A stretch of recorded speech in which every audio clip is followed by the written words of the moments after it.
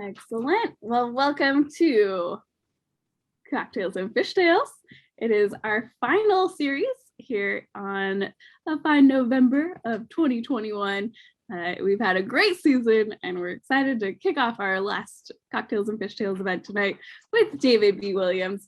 Of course, as you're getting settled, maybe getting your cocktail, or if you're like me, a cup of tea because it's still warming up those toes from being out at the creek hanging out with the salmon this afternoon. Wherever you're tuning in from, we'd love to know where you're watching from and maybe what cocktail you're enjoying, what beverage. And of course, as we go along with this presentation, please type in those comments any questions you have so we can answer those live at the end. So while you're getting settled, we of course always like to kick off these events with some very important questions. I, Stina Troyer, like to ask our presenters, what is your favorite cocktail and most outrageous fishtail? Thank you, Stina.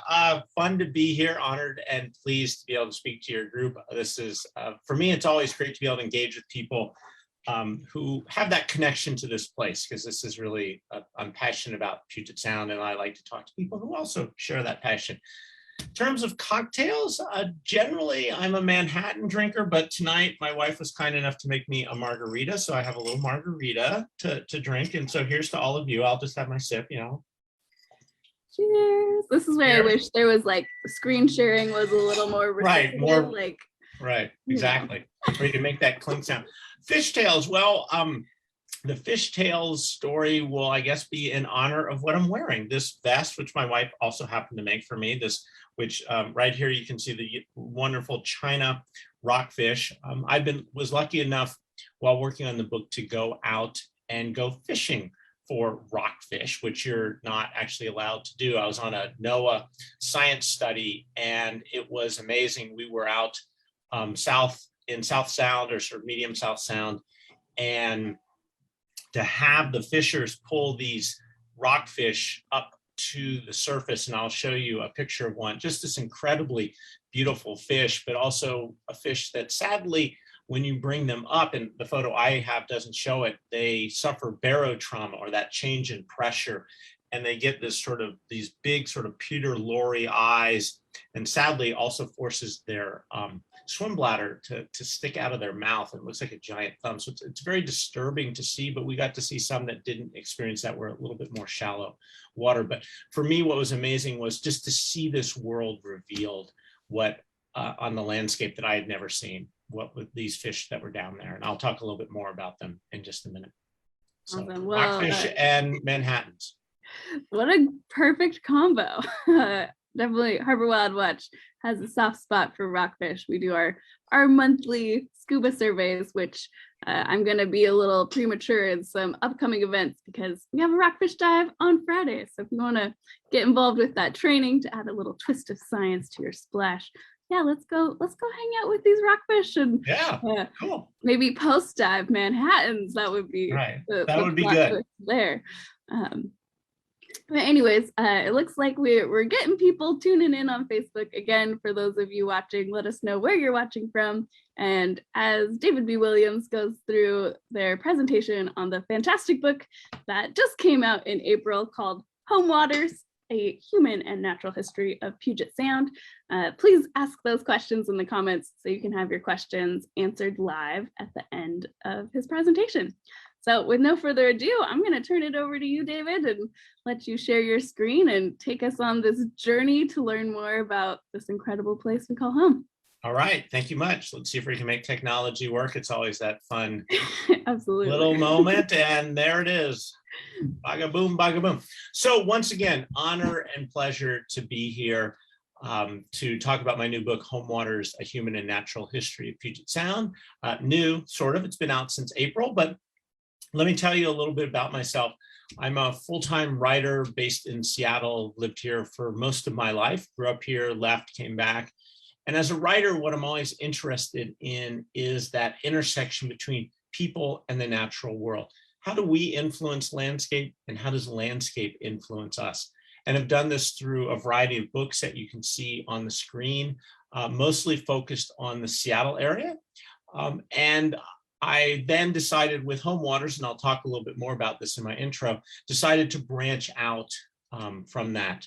As Stina said, please put questions, comments, observations in the comments. It'd be fun to be able to chat more at the end with you all. And if for some reason I don't answer questions now, please feel free to send me questions through either my website, which has an email, through my contact, or if you're interested in following me a little bit more, I have a newsletter that comes out free weekly, dives into a variety of different topics about human and natural history in this part of the world. And there's a link also on the website. So let me just launch in. And what I'd like to do is start with about a 5-minute reading from the beginning of the book. And then I'll tell you a little bit more about the book. So, in the summer of 2018, I grieved with millions of people around the world. Our collective sadness focused on a 20-year-old mother, Talakwa, one of a dwindling number of orca who regularly visit Puget Sound. On July 24th, Talakwa had given birth to her second child, a daughter who died within 30 minutes. For the next 17 days, she carried the 6-foot-long body of her dead offspring on a journey of more than 1,000 miles. Finally, Talakwa let her calf go.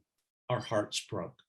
Then, 2 years later, on September 6, 2020, it was with much joy that whale researchers announced Talakwa had given birth 2 days earlier.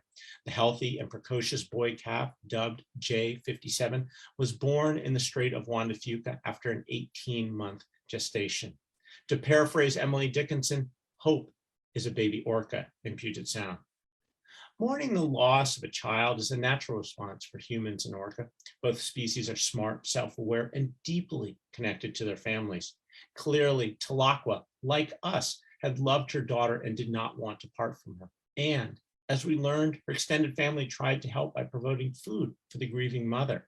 Ecologists suggested that they may also have been mourning with her. Talakwa and her family are members of a group of more than 70 orca known as the Southern Resident Killer Whales.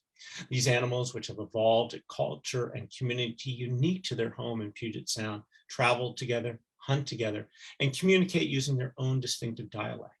Solidifying their cultural affinity, the Southern residents also rely on the collective knowledge of their elders, particularly the matriarchs, who act as guides and teachers to their family members. Why shouldn't they also love and grieve together? And why shouldn't we also love and grieve with Talakwa? Few animals are as sacred and iconic to Puget Sound residents as orca, or in more dire straits. Habitat loss, disturbance from noise and boat traffic, exposure to an ever-increasing toxic mixture of pollutants, and overfishing of their favorite food, salmon, have pushed the Southern resident population to the point where their very survival in Puget Sound is in doubt. For many who followed Talakwa, their grief for her was compounded by their grief for the environment of Puget Sound and the way its degradation affects orcas and humans. If Talakwa and her calf couldn't thrive, what did it mean for us? More than any other story, Talakwa's loss crystallized the central environmental challenges of Puget Sound. The salmon are suffering, the orca are suffering, we are responsible. For most of my life, I've lived within a few miles of Puget Sound. I knew that I lived by troubled waters, but I did not fully grasp the magnitude of the crisis that had been rising around me. Although I saw myself as someone deeply aware of my natural surroundings, I realized I simply hadn't paid close enough attention to the place I love and where I intend to reside for the rest of my life. I needed to take heed of all the people who have lived here, how they have related to the landscape over the millennia, and how their stories could provide a better understanding of the conditions now shaping the lives of modern residents. Furthermore, as a writer who generally focused on stories about the land, I had not fully appreciated the water and those who dwell in it. Standing on the shoreline, or riding a ferry and seeing only the surface of the water, which tends to appear untainted and beautiful, I'd long failed to see the interconnected lives of plants and animals beneath, and understand how they sustain and breathe life, both metaphorically and literally, into Puget Sound. The effects of human activity reach deep beneath the surface. Our actions, their lives, our lives. We cannot cut one strand without unraveling the many connections that link us. This book then is my way to rectify my lack of understanding of the cultural and ecological stories of my home waters and to provide a resource for others. The more of us who know and care about this place, the more momentum we can build to change our ways. I believe we've reached a critical confluence for the waters of Puget Sound. Paraphrasing Wallace Stegner, is this a native home of hope where we can create a society to match our scenery, or will we succumb to baser values? Since I began writing Home Waters, my own enhanced appreciation and understanding of Puget Sound's incredible beauty, resiliency, and potential recovery have led me to believe that the most valuable assets of Puget Sound are not the resources we have long extracted, but the relationships that residents can make with this place. Learning from the past is essential to forging and nurturing these relationships and to creating a positive future for Puget Sound and all its inhabitants. By taking this journey, I feel I gained an extra dimension of sight. Now, when I look out over the surface of the Sound, I can see deep into its history and the peopling of the landscape, its residents' travels by canoe, steamer, and ferry, their endeavors to carve out a living, and their fears of invaders. I can see deep underwater to lush forests of exquisite beauty and complexity, to corpulent clams that can outlive people, and to fish whose annual spawning creates a spasm of desire, attracting uncountable numbers. I can also see into a future where I have hope. If the residents of Puget Sound hold this place to be special and unique, as I think we do, then we will recognize our responsibilities, not only to this generation, but to the generations to come, human and more than human. So I hope that sort of gives you an idea of the book. So let me dive into some of the details of it. When I began work on this book several years ago, my first task was to figure out, what am I going to write about? And I spent about 6 months interviewing biologists, historians, tribal members to try and understand what those who knew this place better than I, who had lived here for many years and had studied it, what did they think were the key topics that should be explored in a book like this? And so that's what led me down this path.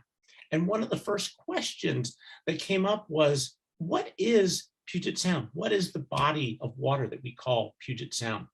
The map in front of you shows the watershed of Puget Sound, this blue line around it.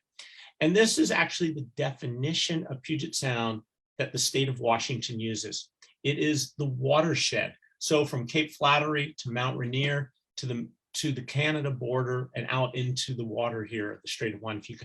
This is Puget Sound, what I think of as Greater Puget Sound.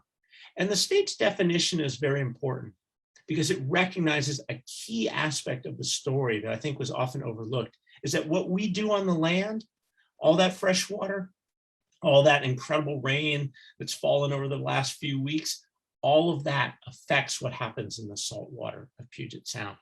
For me, my primary focus is what I call Puget Sound proper, the area south of Admiralty Inlet. That name, Puget Sound, is fairly recent. It's only been around since 1792, when George Vancouver sailed down the strait, took a right turn, and then anchored his ship off of what we now call Bainbridge Island. He sent his lieutenant south to explore this area down here, the lower end of the Sound. Puget was out for about a week. He comes back, and when he gets back, Captain Vancouver writes, to honor his exertions, I name it Puget's Sound. And so the original definition of Puget Sound was really just that area south of Tacoma or south of Seattle. And of course, it now covers this big region. This, as I said, is a young name. The oldest name we have is Huolge, from the Lushootseed, meaning salt or salt water. And that name is less of a cartographic name as we see it, and more of a relationship name. And that to me is a really key thing. The idea being is that it's about the relationship between people and the water they live on. They were people of the salt. They were people who connected, related to the salt, whose lives depended on the salt water and the animals, the plants that lived in it. And in fact, those who lived on the salt water thought of themselves as better than those who lived up in the fresh water. An early ethnographer in this part of the world interviewed people, and they had an insult for those. If you wanted to sort of insult someone, you'd say, oh, you were like one of those people who lives in yonder Issaquah. They weren't as well bred. So this is a deep relationship to place. And that was one of the parts of the story that I wanted to explore, as well as the geology and some of the initial ecology, the sort of basic understanding of this area. From there, I look at the peopling of Puget Sound. How did people move into this landscape over time?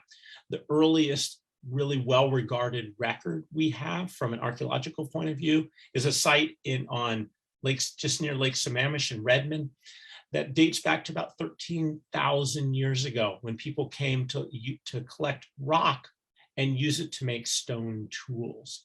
And those people are the earliest residents of the area, and their descendants slowly adapted over time to a changing environment. And now, of course, they are the Coast Salish, the indigenous people of this region. So Puget Sound is interesting. One of the last places explored by Europeans on the coast of the United States, and yet also one of the longest records of habitation. Interestingly, the first people to come into this body of water, this area, were the Spanish, often left out of the history, but we see that in the names. The San Juan Islands, the Orcas Island, Rosario, Haro Strait, all of these connect to that Spanish story. And then we have Vancouver's names, things like Mount Rainier, Bellingham, these Vashon Island, names that reflect his exploration. Then we have names reflecting the first American, Captain Wilkes, who comes here in 1841. His names get left on the landscape. So for me, I wanted to understand the stories of this place. How did these people relate to each other?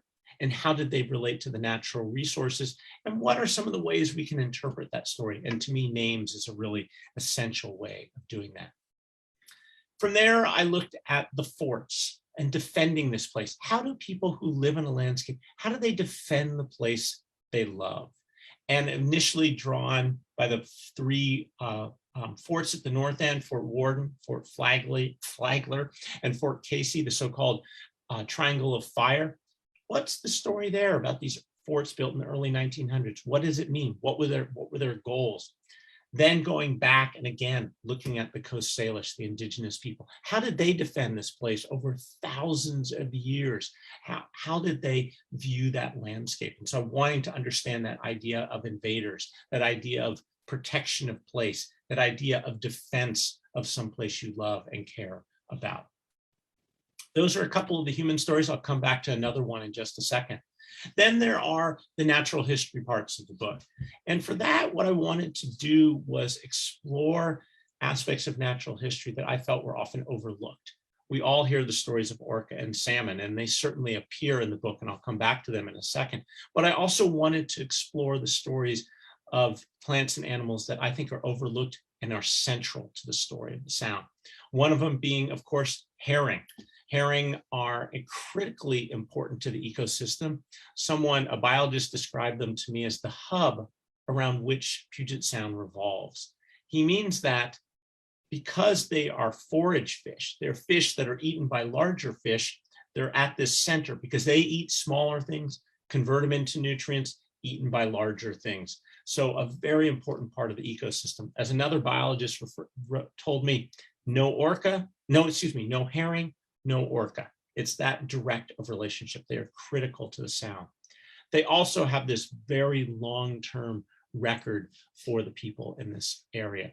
We often, I think of salmon as central to the native people. And yet, if you look at the archaeological record in coast throughout Puget Sound, the Salish Sea, what shows up is that herring are just as abundant and just as ubiquitous in the archaeological record as salmon. So central to the stories of people in this area, central to their culture, still important to the cultures of this region, to the native people, and also to European settlers who sold them in great quantities.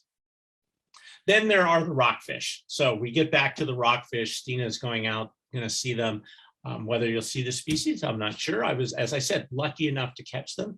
I knew very little about rockfish before working on this book, but discovered that they exemplify a key story for me in Puget Sound, and a story that gives me hope. So we have 27 species of rockfish in Puget Sound. They range in size from about a pocketbook up to about 3 feet. They are incredible fish found throughout the entire ecosystem of Puget Sound, from the deepest spots all the way up to the shallow surface and all sorts of different environments within the sound. They are also incredibly long-lived, not 25, 50, but more like 100, 150. The oldest rockfish known was 205 years old. We know that because of their ear bones, the otoliths. Like a tree, they add a new ring each year. And if you get one of these and you can polish it, you can count the rings. So these are incredibly long-lived fish. And that is a key part of the story, because starting in the 1970s, state biologists pushed people to fish more extensively for species such as rockfish. The reason being the Bolt decision, which restored the treaty rights for fishing in the Sound. And with that, the state pushed people away from fishing for salmon and pushed them to rockfish. The problem was we didn't understand the biology of rockfish. Salmon and herring are fish that reproduce relatively rapidly.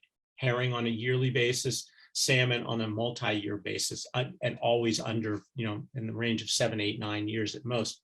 Rockfish, on the other hand, don't start reproducing until their 20s, can continue to reproduce into their hundreds.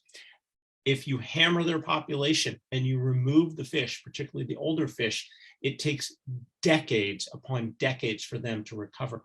Now that we know that, we are in the process of creating better management and seeing these fish start to bounce back a bit.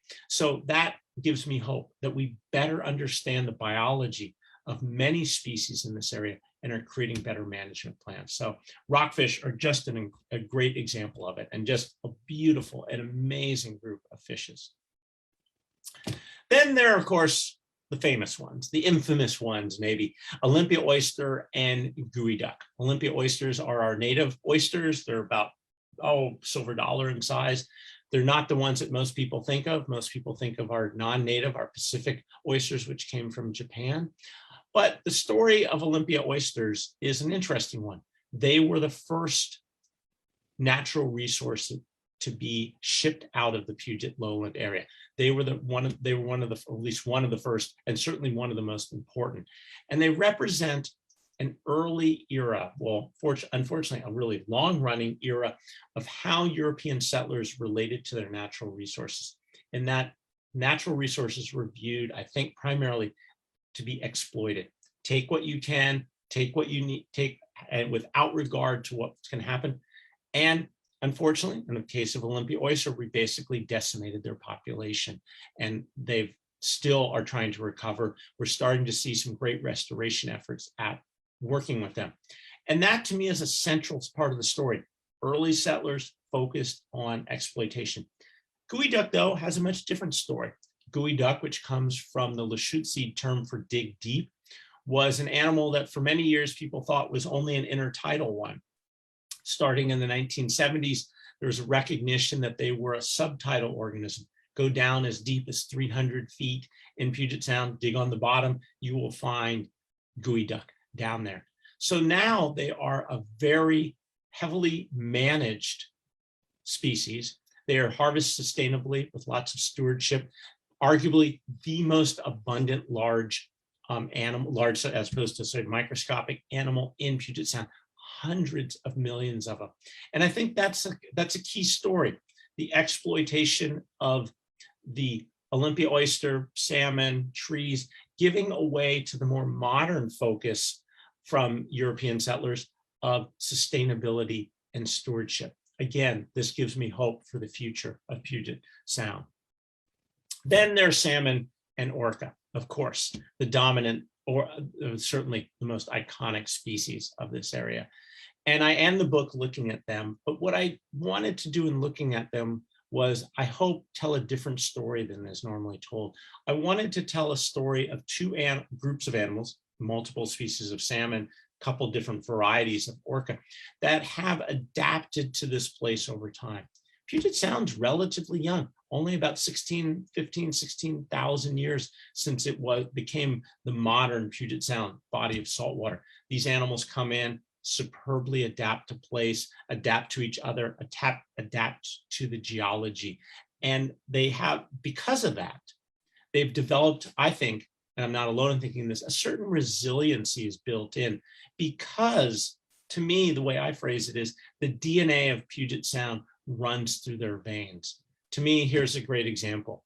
Go out the Elwha dams. The Elwha dams are taken down. Salmon return almost immediately. And as one biologist said to me, they return because they've been doing that for thousands of years. They've been battling barriers. They've had landslides that stop them. They've had glaciers that altered ice moving down, changing their way where they can live. So these are animals that have this resiliency. Our goal, in what should be one of our central endeavors, is to give these animals the chance to show us their resiliency. And when we give it, we see the return multiplied. So that, to me, gives me hope that this resiliency within these animals is something that we have the potential to unleash better and work towards that. So what I want to do is I want to sort of move away from this, the big broad brush of the book and focus on two chapters in particular. The first being the Puget Sound as a maritime highway. And that idea is thinking about this waterway as the central corridor and the boats on the waterway as the sinews that knit together Puget Sound. And I love this image of what Tacoma, Mount Rainier, variety of names for it by Albert Bierstadt. And I think he gets at a central part of Puget Sound. He's got the beauty of Rainier, he's got the forest, he's got the water, but he also has a canoe on it. You cannot tell the story of Puget Sound without telling the story of the canoe. Canoes have been here used for thousands of years by the indigenous people. They use them to move all over the place. Again, to pull together communities, to connect with people, ceremonies, move goods. And during the time that that Native people have lived here, they adapted superbly to the waterway to create a variety of different canoes, each of them for specific aspects. So the war canoe, this upper one, is more of an outer coast canoe, one for bigger water out on the strait or out on the outer coast. Occasionally we come into the Sound. But the Sound, which if you think about it, it's a relatively benign body of water. It doesn't get terribly cold or terribly hot. And I know we had the heat dome and things are changing. Its biggest problems really are twofold: the tides and currents and the salmon fog chowder that we have. But it's still, relatively easy to move through if you have that knowledge. And that knowledge, of course, for people who lived here and lived on the water would have almost become ingrained in them, really sort of this mental map that they carried. And they traveled by two types of canoe: a freight and a trolling canoe, one for ferrying primarily people and goods, one for when you're out hunting or fishing. Interesting, those people, those Issaquanites, whatever you want to call them, they had a different type of canoe, one that was more adapted to the fresh water, to the rivers of this region. So canoe culture, central to the story of the Sound and the way people moved through this landscape. This all changed, though, in 1835 with the arrival of this vessel, the Beaver. Excuse me one second. This was a vessel owned by the Hudson's Bay Company, which had arrived in Puget Sound in the 1820s, set up Fort Nisqually, and they decided they needed a boat that was not human or wind-powered. So they contacted their headquarters, their world headquarters in London, and they asked for a ship to be built. It was built on the Thames River. It was outfitted as a sailing vessel, sailed from London down, around, and eventually to Fort Vancouver, where it was reassembled as a steamship, as a paddle wheeler. And for the next many decades, this was basically the Hudson Bay Company's traveling general store, went up and down the Sound. Again, as you can see, ferrying goods, ferrying people. So it was really a key to them moving up and down this waterway. And with that, it really opens up the possibility and reveals, and people knew this, but it was nice to see it, that steam power was key to the future of Puget Sound. And with that, you start having dozens and dozens of vessels come into the waterway, and becoming what is known now as the Mosquito Fleet, this sort of legendary armada of ships. Maybe 600-700 vessels totaled the fleet over the decades that steamships really dominated the waterway. They came in all shapes and sizes. One thing I like to think of them as sort of the way Justice Potter Stewart defined pornography. You really can't describe it, but you knew it when you see it. Same thing with a Mosquito Fleet vessel. Generally, they had a front end like the Hayak, pointy-ended, made of wood, flat bottom, steam powered, and propeller driven. But of course, you've got ones that sometimes you had paddle wheels. They could be in the front, they could be in the back. Some of the vessels, like the Black Prince, look like, I'm not sure I want to be on that. Or something like the Yosemite, a very elegant ship. They ranged in size from 19-foot long Polkey to the 293-foot long Yosemite. And with that flat bottom, like the canoes, they could go everywhere. They were, in essence, the sort of Uber driver, UPS bank, passenger ship. You could do everything on them. And as I said, they went everywhere. This is a list I put together from named Mosquito Fleet stops in the greater Puget Sound area. Most of these would have had a dock sticking out into the water, but you could also paddle out. Sometimes a boat would go by, you just paddle out in your dinghy and flag it down. And to me, it's one of the connective stories of the Sound. And I'm sure you've had this experience. You're out on the shore of Puget Sound somewhere, and you see a row of pilings going out into the water. It's like, well, what happened here? What was going on here? I think in many cases, those were little landings, little docks where a Mosquito Fleet vessel would stop, pull in, pick up someone, drop off goods. You could, as I said, live anywhere and stay connected. If you had goods to sell, the Mosquito Fleet vessel came by, you'd transport. You had goods you needed to buy, you'd hop on the Mosquito Fleet vessel and go get your goods. So again, it was this connective tissue bringing together the communities of Puget Sound. But sadly, all those vessels are gone. All of those 600 or 700 vessels are gone, except two. Right now, the only two remaining Mosquito Fleet vessels are the Virginia 5, which was built in 1922, the classic Mosquito Fleet vessel, pointy-ended, wood, flat bottom, steam-powered, propeller-driven, a beautiful, beautiful boat. It basically made a variety of runs, and then in the 1960s, a group of steamship aficionados bought the boat and restored the boat. And now it's at Lake Union. It's available to be rented. It goes out. If you ever have a chance to go see it, get on it, ride it, take it, do it. It's a wonderful, wonderful experience. The other one, the other of the two, is the Carlyle Ii.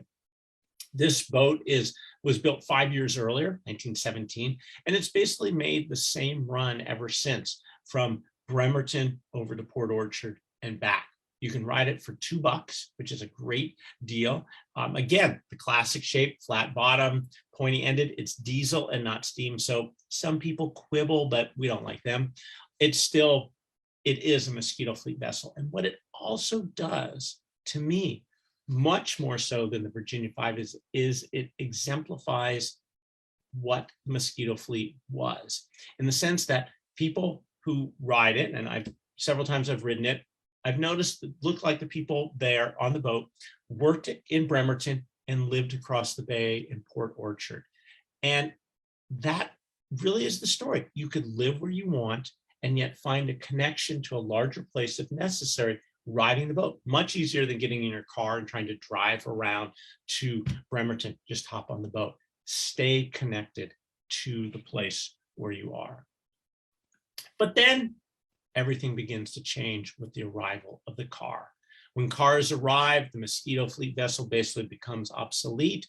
You get a fundamental change from basically the individual owners of vessels to corporate ownership. And in particular, you get the Puget Sound Navigation Company, which takes over and monopolizes what becomes the ferry system. So they monopolize it. Then in 1950, the state buys the ferry system from Puget Sound Navigation Company. But I want to, if you'll indulge me for a sec, I'd like to just play a little song that ties into the ferry system, because I can make this work because it's such a wonderful song.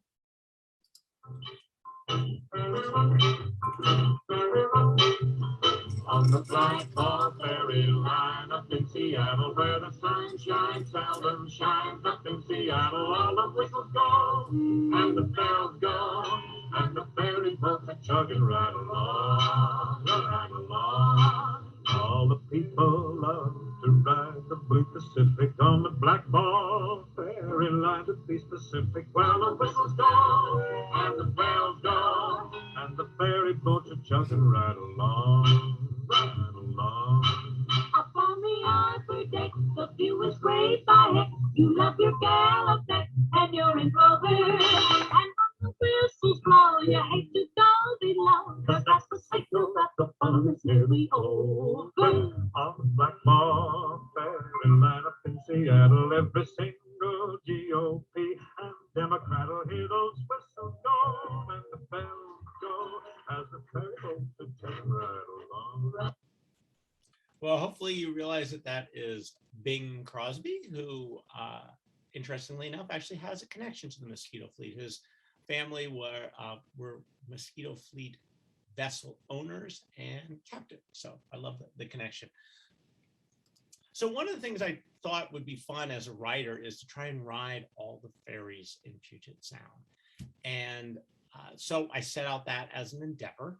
And, most people are familiar with the WashDOT ferries, but, there's a lot that I certainly hadn't really realized in my ignorance. The Kitsap County ones, including my favorite, the little Carlyle Ii, Pierce County down in this part of the world, and towards your neck of the woods, Whatcom and Lummi County up in the north with very small vessels.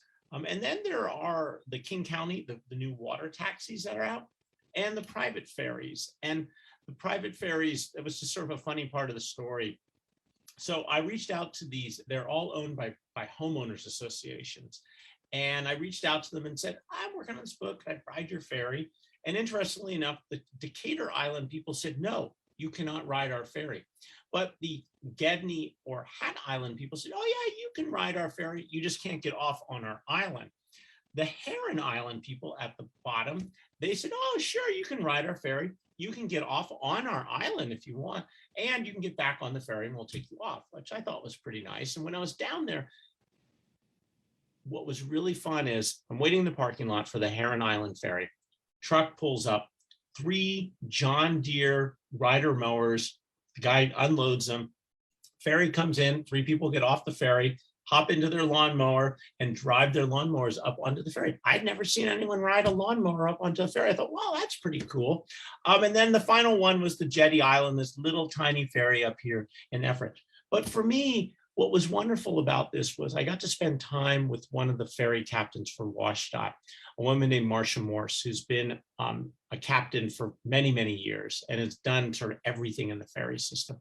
And she made a comment to me that I thought was really a profound comment and really helped me understand the sort of whole waterway, the Maritime highway aspect of it. She said, I grew up in Eastern Washington and I was used to those big views, those sort of big spiritual views out in Eastern Washington. When I moved over here, I sort of got lost in the forest. I'm sure we've all had this experience. You walk in the forest, you really can't see much. But she said, when I'm out on the Sound, in a ferry, I have those big views. I have that great vista of the landscape. I have that spiritual connection to place. And I think that is a real central part of the Maritime Highway. Yes, it's very practical, but there's also this incredible spiritual connection. And I think that's a really key part of the story of Puget Sound, is that relationship between practical and spiritual in the landscape here.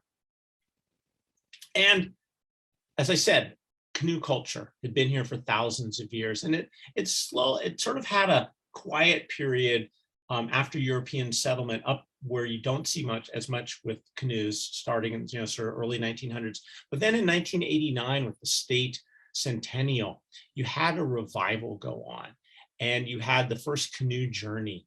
And since then, the canoe journeys have become this huge gathering of people. This one that I'm witnessing, I got to go see, was at Alki Point a couple summers ago. And what was incredible was to see these vessels come in. There were something like 100, 120 different canoes coming in from all up and down the Sound, up and down the Salish Sea, out on the outer coast. It was just astounding. And standing on the shore was a representative of the Puyallup tribe. And she would say, welcome, come join us, come eat food with us, come share stories with us. And that, to me, I can imagine that going on for thousands of years. That relationship between the Maritime Highway, that communities, the connective tissue, the relationships, all exemplified in the canoe. And to see that come back in is incredible. I was talking to a member of the Muckleshoot tribe, and he said, I've always had a connection to my ancestors, but being out on a canoe strengthened that connection in ways I couldn't imagine. It forced me to develop a better understanding of this place, to notice the tides, to notice the phases of the moon. And that, to me, again, was just that idea of connection to place. So let me turn from the human history to kelp. Stina and I were talking a little bit at the beginning, kelp, it's this amazing, amazing thing that's out there. And I think it's often overlooked. I know for myself, prior to working on the book, I sort of thought, kelp, it's that sort of spinachy, lettucey, slippery, scary stuff on the beach. I don't know what it is. But I spent time with one of the gurus of kelp in this area. And he really turned my head. He pointed out the incredible importance of kelp. And furthermore, that kelp perhaps has the longest connection between people and the natural world in this part in the Northwest is through kelp. And it goes back to what's called the Kelp Highway. Many of us are probably familiar with the idea that people migrated to North America over the Bering Land Bridge through this ice-free corridor. But in the last few years, last couple decades, what's come to be equally important, people think migratory route, was the Kelp Highway. Kelp always grows right on the shoreline, relatively shallow water. It is an incredibly rich ecosystem, which I'll come back to in a second. So anyone traveling this way along this corridor would have found a fairly safe habitat to move through. They could have anchored, they could have spent the night on the boat, or they could have tied up to the Kelp Forest there. They would have found abundant food. So it really would have been an ideal place. You travel the Kelp Highway, one of your off-ramps, Puget Sound, 13,000 years ago, perhaps, people arriving in this part of the world. And that relationship with kelp to the native people has continued up into this day, still a very important part of culture in this world. People use them for a variety of kelp bulbs, to steam things, for water, use the stipes, those long stems, for rope. They could have used the blades to quiet a vessel. So if you put your canoe paddle down on some kelp that's on the thwart of your canoe, it's more quiet than if you just put it on directly onto the wood. So a central part of the story of this region, cultural story, is the story of kelp. It continues up, interestingly enough. Kelp is one of the few plants that shows up on maps in this area. So this is a late 1800s map put out by the Coast and Geodetic Survey. And because kelp is anchored on rocks, kelp was often shown on maps. So obviously this is down Ketron Island. It was shown as a place to avoid. So if you knew where the kelp was, you could be a little bit safer traveler. Charles Darwin writes about that on his Voyages of the Beagle, about the importance of kelp as a navigation device. So again, this cultural connection to this very interesting group of plants. In the Sound, we are blessed with a huge variety. The Kelp Forest, as it's called here, is really akin to the temperate rainforest. It is a three-dimensional underwater forest with this top overstory of bull kelp and giant kelp, and then this incredible array of understory species. Go out into the kelp forest. It is incredibly beautiful. These are the holdfasts. This is sort of a root system that anchors the kelp to the substrate. I mean, just this beautiful color. And as I said, incredible habitat, from very small organisms all the way up to orca taking advantage of it. For some reason, orca wrap themselves in kelp. No one knows why. But go out. These plants are taking advantage of this as a nursery, as a safe haven, as a food source. We think of, many of us, I think, of the temperate rainforest as really built on salmon. You've probably heard this story. Salmon travel back up their rivers, their natal rivers. They die. They get eaten. They get excreted. Those nutrients they're carrying get brought into the forest. And so the forest really grows on salmon. Kelp is the same way. The carbon and other nutrients in kelp is spread throughout the ecosystem, throughout the animals and other plants in this area. And you find this connection between kelp, a healthy kelp forest, and a healthy marine ecosystem.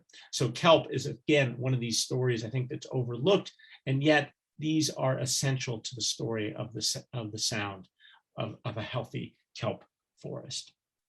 And they are, if you've never been, incredibly beautiful forests, just a wonderful, wonderful ecosystem. And I want to end by going back to to me, a central theme of my book, and a central theme of what I think I came out of from this book. A couple of them. One is this idea of connection to place. By developing these connections and relationships, we all become, I think, more empowered to want to protect this place. And for me, as I said, I came out from working on this book with hope. The idea that with better science that we're developing better management, that we've changed from a way of looking at this place as exploitation to a place of stewardship and sustainability, that we are developing better regulations, that we are creating a healthier sound, that we are working. It's not going to be easy. This hope that I have is not a simple hope. It's a hope based on courage, based on commitment, based on each of us being part of the story of working to create a better place. And one reason I reached out to Harbor Watch is because they're doing things that do help this place, that focus and connect and aid people in seeing the stories and better understanding the stories of Puget Sound. So I will end on that note. Again, if you have any questions that I don't answer now, please feel free to contact me through my website. And I will encourage you, if you're interested, you can buy books directly through me. And just as a reference, my mom says they're really good. It's a really good book. She likes it. So I go back to Stina and look forward to questions. This is where the crowd goes wild. Yay! Definitely some love coming in through the chats for a lot of the creatures you mentioned, as well as those things. And big thanks from us for, I think, recognizing that connection. I really appreciate that. You spoke to a lot of things that I think Harbor Watch holds near and dear to what we try and do. And your book, Homewaters, I think you're our people, I can tell. Yes. If the Rockfish Best didn't give it away already. The margarita did? Well, that too. But yeah, big cheers to you. So round of applause again. I like to steal the stage first and get all my questions going. Well, those of you tuning in on Facebook get a chance to put your questions in the comments so I can filter those David B's way and have those questions answered live. So to start out, I think I'm just impressed at the wealth of knowledge you were able to share with us tonight. And you mentioned, talking to the ferry captain, but I would imagine there's some other fun stories in the different sources you got to, look into. And so I was wondering, what were some highlights of either biologists you were talking to or, the Puyallup tribe or any of those folks that helped kind of give you some some content for this. Yeah, no, thank you. Yeah, I mean, thanks for your kind and generous comments. I mean, one of the things that I love, I feel very privileged being a writer, is to be able to contact people and say, hey, I'm working on a book. Would you take me out in the field? And they're like, oh, okay, sure, we'll take you out in the field. I mean, I was out in vessels as small as a little Zodiac. I was with a herring biologist. We were in a Zodiac at Admiralty Inlet, going back and forth across looking for herring bait balls. You've probably seen that when you get often you see it where there's a bunch of gulls all of a sudden descending on one spot on the sound. You're like, what are they doing there? And they were probably looking, the herring get circled together by some of the other predators, and so the gulls take advantage of it. So we were going out to try and catch herring to do a study on disease within herring, and that was just amazing to go do that. I got to go out with Washington Department of Fish and Wildlife when they have an annual bottom trawl up and down the sound, and so they drop down a net, scoop along the bottom, bring everything up to the surface, dump it out on a table, count everything, put it back in the water. And that was just to see the incredible diversity within the sound was astounding. Just all sorts of fish that I didn't even know, couldn't even sort of imagine seeing how beautiful and different they were. It was also a place where I learned that a trick that I thought I knew as a youngster, that when you get a crab, if you sort of grab it sort of behind, you can sort of get it and they can't pinch you. But apparently that's wrong with Dungeness crabs. And even when you're wearing thick rubber gloves and they get a pinch on your finger, they can break the skin. So that was interesting. And then the final one I give you is I was with a group of NOAA biologists. I was with three of them. We were doing some rockfish stuff, and we really weren't paying attention. All of a sudden, the boat is stuck because the tide dropped while we were doing our work, and the boat was just on a sandbar. So I had to hang out for 3 hours or so waiting for the tide to switch. So it was incredible to be out with people and get their passions and their stories. Like, are you even a biologist or someone who works in the field if you haven't been stranded by the tides? Like, exactly. That's a prerequisite. So yep. What a delightful time there. Yeah, it was fun. For sharing that. So I'm gonna do my little command center thing and kind of look back and forth here for a little bit, because we do have some questions coming in from folks. One at the top is, do you have a favorite species from the Salish Sea? Do I have a favorite? That's a good question. Well, I'll give you one favorite that as a baby. If you've never seen a baby gooey duck, oh my God, they are the cutest little animals, because they have this shell about the size of a pinto bean and this little neck that wiggles. They're super cute. So I did not expect to be so enchanted with gooey duck babies. That is a surprisingly delightful answer there, David. Yeah. I have to say the rockfish there's just so much about that group of species that's really interesting. But I guess the one that I sort of became most are the Biggs orca. We all know about the southern resident orca, and we often hear about the transient orca. And I think the transient orca get little respect. The biologists are now starting calling them the Biggs orca, because they're just as well adapted, just as much home bodies of Puget Sound, just as much resident species. And again, like the southern resident, they have adapted to this place. They just happen to adapt to eat mammals instead of fish. So I just think it's incredible that we have these two very distinctly different groups of orca. And I guess I'm always sort of a favorite champion of the underdog. And so I would put Biggs orcas in there. Beautiful. I kind of want them to be like, hey, resident orcas, like, just accidentally take a bite of a seal. You might like it. Like, yeah, exactly. Try some of the food. Like, it might be okay. Yeah. Fun. Well, that's a good collection of species there. Another question coming in is a wonder on who the Kelp Guru you spoke with was. There's a lot of love for kelp and all those fantastic algae in the Puget Sound and Greater Salish Sea. So yeah, wondering who your kelp guru is, and if you have a favorite site to see kelp. A favorite kelp site. So the person I was lucky enough to go out with, Tom Mumford, who used to work for the state, and is maybe not the, but a guru of kelp. I said I knew nothing about kelp. We had lunch together in Tacoma, and an hour and a half after into the lunch, I was committed to writing a chapter on kelp. I mean, it was just, he was like, oh, this, and then he was kind enough to take me out in the field. And where he took me out in the field was on the west side of Whidbey Island, up at Fort Eby, not actually at Fort Eby. There's a park I think just north of Fort Eby where we were. And just at low tide was just a really good place to see kelp. I mean, that's the thing about kelp, is it's generally underwater. And I'm not a diver, so I can't speak of diving. And this was just where we could see it at the shoreline there. So excellent. Yeah. Margot has a fantastic question. She is wondering, how did Native people inform what you share in the book?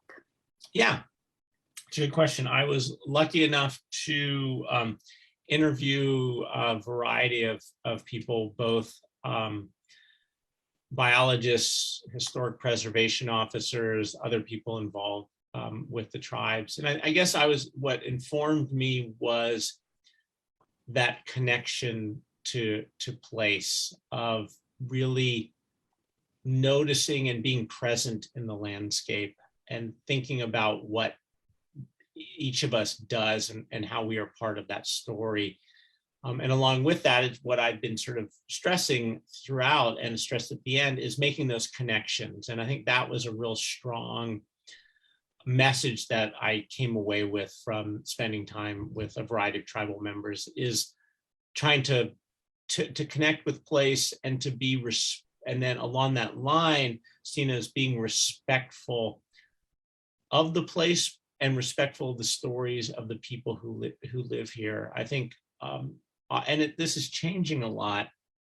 And where I first really encountered this was in writings of Barry Lopez, where he talks about what people can learn from, what Western scientists can learn from Native people who have that relationship to the land based on thousands or dozens or hundreds of years, and that knowledge that comes with living directly with the land, which sort of circles back around to what I was saying. So I think that's it. It's that, again, it's that relationship connection, and having respect for the land that's out there and the species of the land.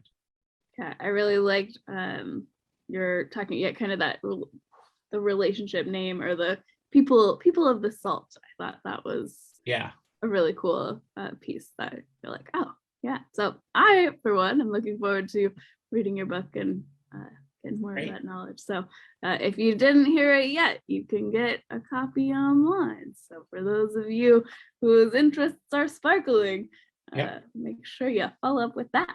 And I'll sign it. Have another question, and you'll sign them. Signed copies, folks. You can't get better than that. Joanne's tuning in. She's first, they're Kelp Gurus, cool. And also wondering, what is your hope for the use of this book in classrooms? Joanne is a former high school teacher and a rad collaborator of ours. So thanks for the great question, Joanne. Yeah, I mean, as I said, I really tried to write a book that covered a real broad range of the story. I think, unfortunately, many of the early histories of Puget Sound that were written that start with this sentence almost. In 1792, George Vancouver discovered Puget Sound. Well, he's only about 13,000 years too late, so that's problematic. But I wanted to write, I think, to me, I like to think it was written in an accessible style that will inspire people to want to do more research. I mean, the book it's with an academic press, so it's got, 25 pages of footnotes. So it has the potential for anyone who really wants to dive in more deeply to a subject to really take that opportunity to do it. So I think that to me is something that I like to think would be good for classes to be able to make that deeper dive in. But as I said, also with that accessibility and trying to cover a range of topics that is often outside the standard that we read about in the papers. Not to take away what all the great news that people write about, but I wanted to get behind the scenes. And I think that to me is an important part of education, is getting that behind the scenes story and helping people. And again, it all gets back to, I keep saying it and I'll keep saying it forever, it's about the connections and relationships. And I think I'd like to think by reading the book that will help people further those or inspire them to go in search of them, or even if at its minimum, it just gets people to go out and spend time sitting out on the Sound and watching the tide change.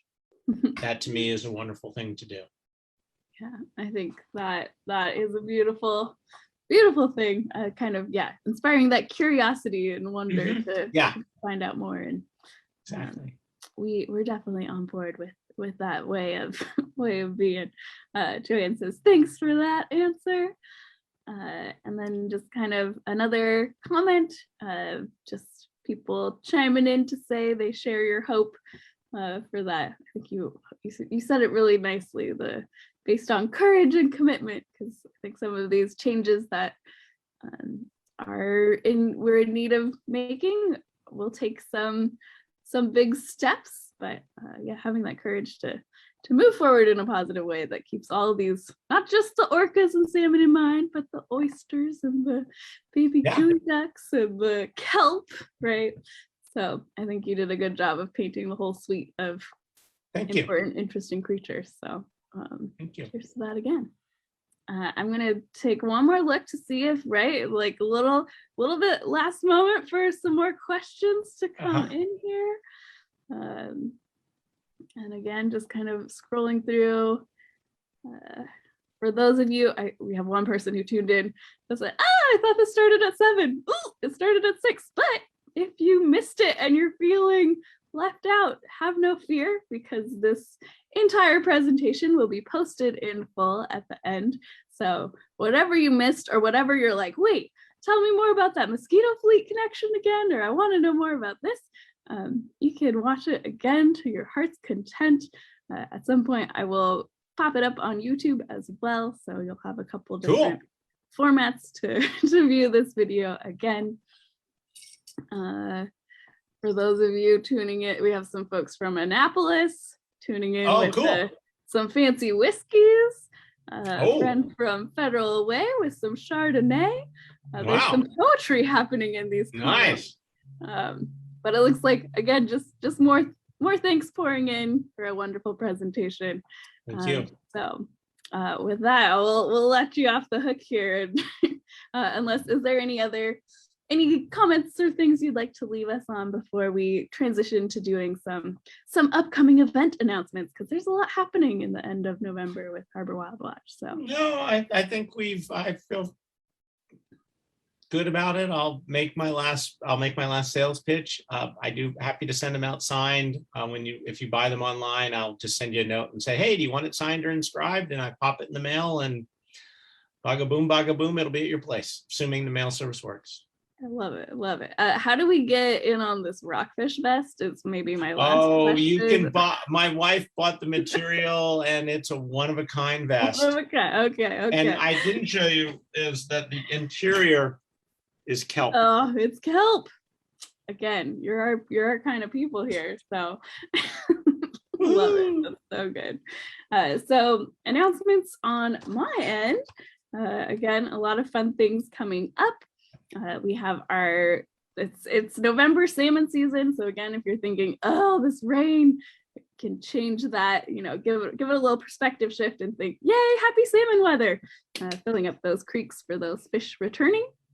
Rachel will be doing a peak creek at 9 a.m. that you can tune into Facebook Live and ask her some fun questions. And hopefully, she won't fall in the mud again. She, luckily survived last time. So take a peek in the creek with her on Friday morning, or come learn about rockfish with me in the evening. For those of you scuba certified, we can add a twist of science to a club dive a little later. Happy to get people involved with that. And again, kind of harking back to David B's presentation about how, understanding that rockfish cycle and the biology of a species is really important to the recovery of those animals. So we're looking at the babies, and there's a lot of them out there. So that's exciting and fun. We also have some in-person events coming up. Even though the weather can be kind of gnarly, we are committed to doing some outside events with actual humans face to face. We do ask that you bring a mask because we can't always maintain that 6 feet of distance from each other while we're out there looking at fish. But I will be doing a 9 a.m. Salmon walk. We'll meet at Austin Estuary by the picnic table and walk along Donkey Creek to see some chum salmon that are returning. And those will be happening on Saturdays, kind of throughout through December. So look forward to those, as well as some continued virtual peek in the creek. And we also have Giving Tuesday coming up. So we would like to celebrate your support with a live event over Facebook, a live virtual event. You can see how those words are confusing.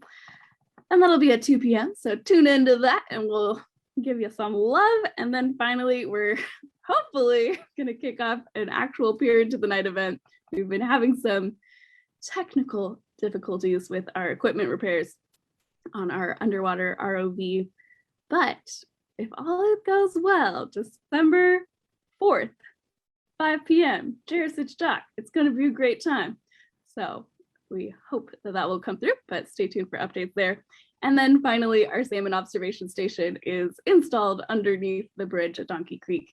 And we'd love for you to contribute some of your community science efforts, just basically your fish observations. You can write those in the data book that has been returned. Somebody walked away with it once, so it's tied down now, and hopefully we'll stay there for our, recording purposes. So with that, lots of fun things coming up. Of course, the Harbor Wild Watch motto is learn, have fun. So if you're not doing that, we don't know what you're doing. Switch it around. Let's go. And I definitely think David B. Williams, thank you for learning and having fun with us tonight. I think the audience, again, more love coming in. The Kelp Fest is getting some attention. People are rallying about that. And just a huge thanks from us for joining us tonight for our last Cocktails and Fishtales event of 2021. We, of course, have a stellar lineup in the works for 2022. So we'll be back in February with these science socials. So with that, I'm gonna go find the button that ends this all. So do you have any good jokes for us to end the night? Do I have any good jokes? Do I know why my mask's not letting me finish the screen? No jokes? I can't think of any like rockfish jokes or. Ooh. Yeah, sorry. My classic fish joke is, what did the fish say when they ran into the concrete wall? Ouch. Damn. And on that note. We're Thanks, tuning out. Cheers, everybody. Be well.